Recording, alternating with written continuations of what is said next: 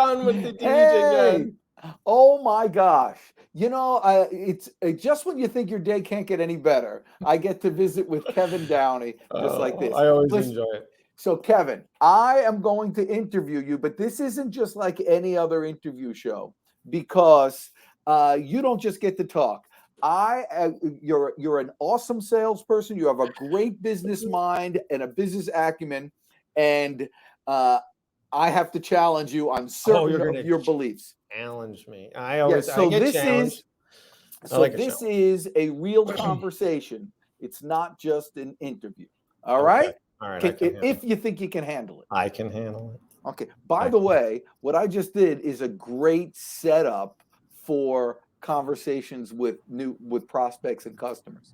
You want to kind of frame it right on the front end. Now, you don't have to be as aggressive as I am with you, but the point is your customer really does want to know. Now, I know that you train and you have a lot of salespeople that you're sending out into the world there. Yeah. What challenges do you see that your customers are facing when they're hiring new salespeople? Okay. So we have both the direct hire side. So we recruit obviously for clients, and then we have the outsource reps underneath in our agency, which do business development and sales. On the hiring side, if you're asking specifically them hiring reps, I would say the challenge that most companies have now is first, reps don't want to come into an office. So they want to work remotely. So if you're trying to recruit in a specific geographic area, that's tough. It's really tough. You got to throw a lot of money around to command people to do that. Well, why would somebody want to do that? With all the IT that's going on right now and how people are so comfortable in this environment. Why would they want to hire a local? Yeah, why do people want them in-house? I think for training purposes, sometimes their mindset is that. I think being in the office and the culture is that. And again, I don't think it's necessary, but I'm giving you their rationale and their their style. Certainly, well, if they can be in a territory, then they're remote and that's fine. And they're working out of their home kind of thing. But if they work at a headquarters and inside sales kind of scenario, a lot of times they just want them in the team culture kind of thing. I'm dealing with it now. I got a guy in Massachusetts dead set hiring somebody in their market. There's only 90,000 people there.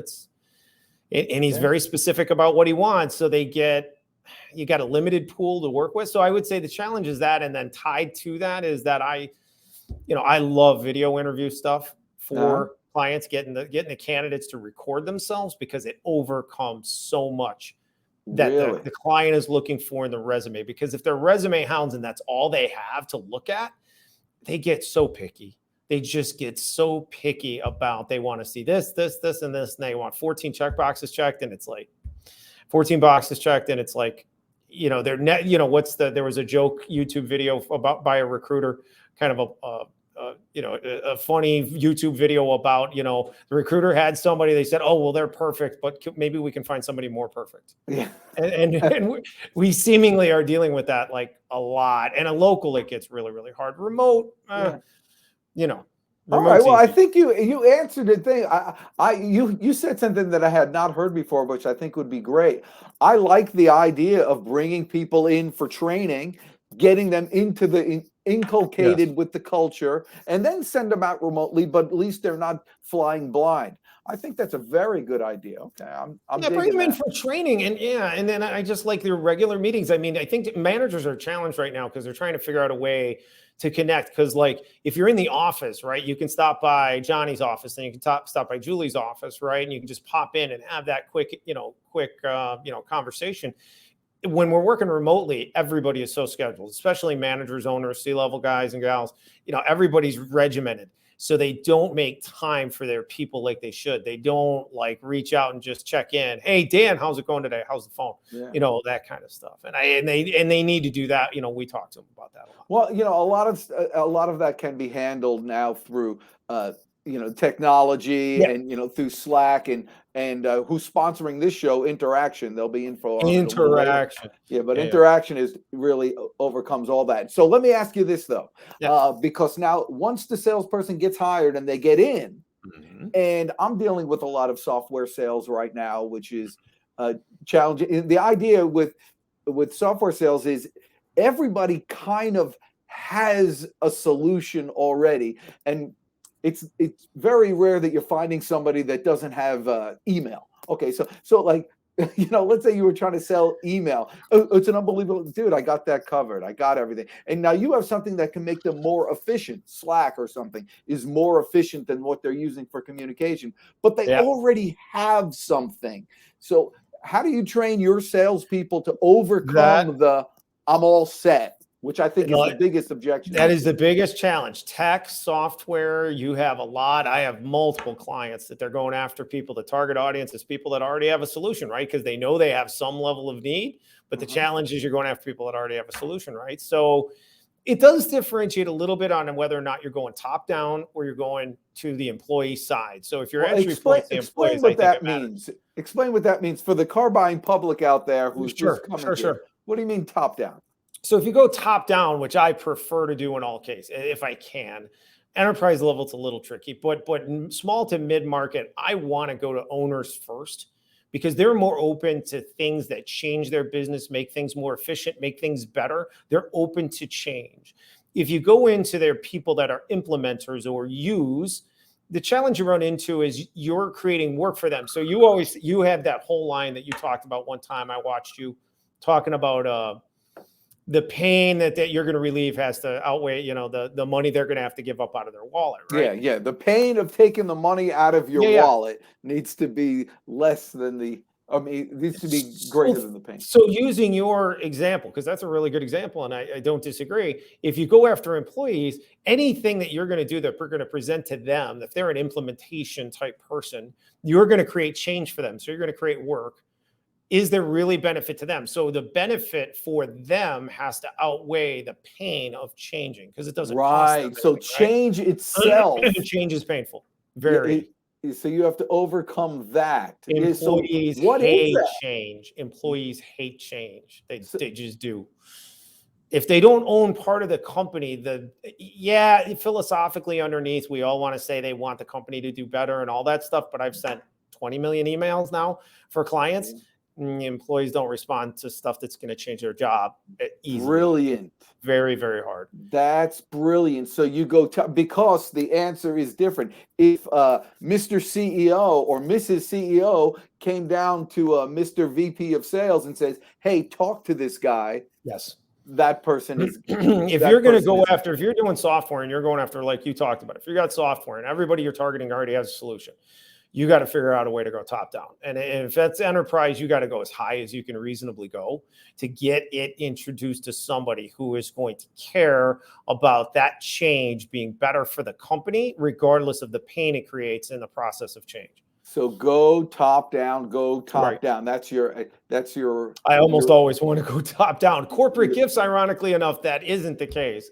Really? Which we do a lot of work there. But yeah, that's because there's people in. Why is it that? Because there's people in charge of that who have a budget. To some extent, yes, but the employees, they love to shop. If you go to marketing personnel that are events managers or deal with client experience, and then you've got your executive assistants, admin assistants, they love the shop. They love the idea that they get to look at something for their clients or for employees or whatever. They love the experience of looking at new and different things. It takes them out of the doldrum of the job a little bit too. So they love that. They love that. Interesting. Okay, so it depends on the industry. But it depends on what you're putting out there. Yeah, because owners, corporate gifts, they don't respond the same way. So what is the appropriate? First of all, what is the appropriate way to contact the owners, top down, and what is the appropriate way to contact those managers who are decision makers? You mean in terms of methodology? Yeah, how do you reach out to them? I mean, it's still the same process. Business development's the same no matter what, right? So you have your contact, you got to have the right contact information, of course. But assuming you have that, then it's just still phone, email, a little bit of LinkedIn. I don't overplay the LinkedIn thing. I don't think connecting with them. I mean, you can, but at the end of the day, I view that as kind of an amateur play. I want to call them straightforward. I got this. You guys have this pain point. If so, want to show you what I got. So you want to pick up the phone and call them. Absolutely. I can't believe and email. I can't believe you thought there was some disagreement between us. I mean, Well, that's there that's might be on whether salespeople should do cold calling, but let's come back to that. oh well, no, listen, we can't just tee me up like that and go. Oh, so what are the let me give you the reasons why I think salespeople should cold call. Okay. And then I'll allow you to shoot me down. Okay.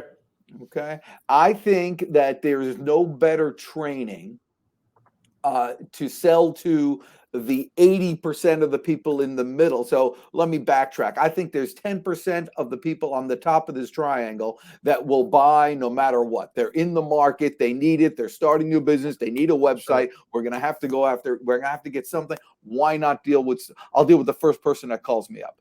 That type of person. That person's going to buy no matter what. Okay. There's 10% on the bottom of this triangle that won't buy no matter what. They are, they're just, their brother-in-law is in the business, their child is in the business, their grandchild's in the business. Yeah. That's the vendor. Baby, you're not moving in no matter what. But in between the bottom 10% and top 10%, there's 80% in the middle that you actually need to sell to. That person isn't actually, they're not just going to buy it no matter what. So that person, that 80% sounds like we're all set.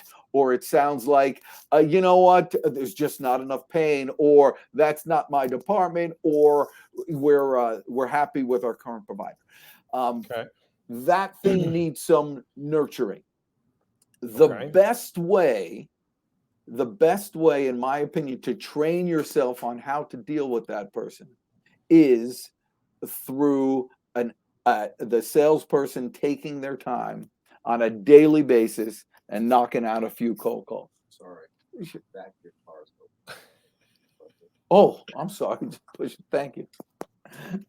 Look at that. You see? That's how when someone comes into your office for a good thing and knows when you're on a call, because apparently I left the trunk of my car open. Uh-oh. Yeah. So okay. Awesome. So I think it's for training purposes. That's why they need to throw out an hour a day, a few dials a day to just practice their skills. Now, you go on. Okay. So I love the training part, and I'll agree 100% with you there. At the end of the day, it's not cost efficient for the company. So in other words, if I have a sales team, account executives, account managers, let's take farmers first. So they're farmers, they're dealing with a customer base, they're cross-selling, upselling, they're dealing with orders, they're processing, all that fun stuff, like we deal a lot with, right? They are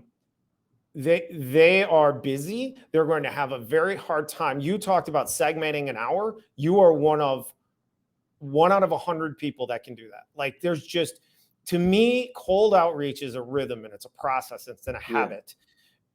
Account managers, account executives just aren't, they're always going to be something that ties up their schedule that they're not going to do it. Now, if you're talking about on the training side, I completely agree with you from being able to deal with that objection and deal with different thought processes and mindsets on your products or services. I think cold outreach is absolutely imperative to train reps. But at the end of the day, I deal with companies a lot who have sales reps, and those reps are dealing with customers.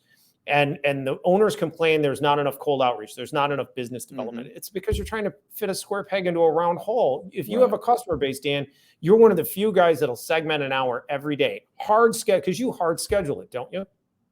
Oh, yeah. Okay. Yeah. Well, doesn't everybody have a calendar like this? Everybody has a calendar, but they don't have that kind of calendar. They have the digital kind. But in all seriousness, you are the only person, and I've been doing this a long time, you are the only person that I have ever come across that does sales, right? Or sales training, you have your client stuff, that segments an hour of cold calling, cold outreach per day. I've not come across any client who has a rep that does it yet. They will do it occasionally, but then the owners complain there's not enough business development going on. So at the end of the day, I tell them, you got to get a business, you got to get somebody that's dedicated to that task. That's all they do all day, every day.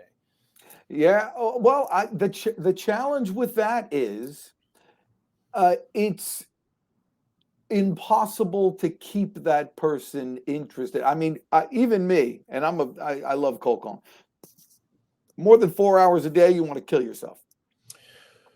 unless you're getting paid a lot of money for it. I have a guy that's his business. He Yep. sets appointments for people and gets $400 a meeting. Sure. Now, for $400 a completed meeting, that's what you have to do. I have a guy that's willing to pay $500 for that, or one guy $1,500 on it, depending on how important that thing. If that's your thing, there's a real cold calling business there. That person can be acclimated to call as many times. I mean, as they with want. business development reps, I like to see you break things up so that there's wraparound to leads, there's follow up, so they are segmenting your day, so it's not just 100% cold to new prospects. I think there's always some follow up and things like that. I mean, certainly our reps, for our clients that aren't selling, they're just doing business development, there's always some part of the day, 2 to 4 hours, that are reaching back out to prospects that need to be moved forward to an appointment with the client or the client sales staff. Yeah, or whatever, this follow-up right? call.